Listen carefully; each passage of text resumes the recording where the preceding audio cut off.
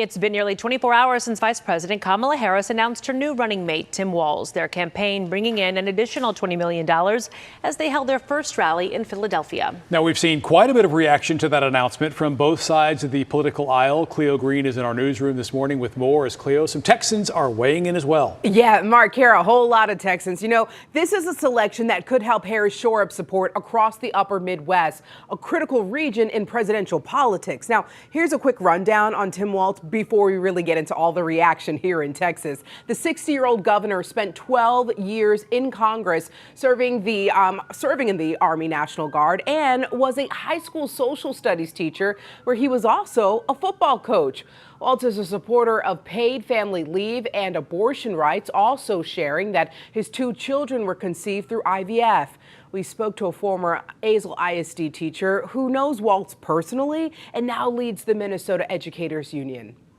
He's used to working with strong women and being an ally and getting the work done. Listen, reaction to the VP pick is definitely pouring in. Former President Donald Trump calling the Harris-Walz ticket the most radical left duo in American history.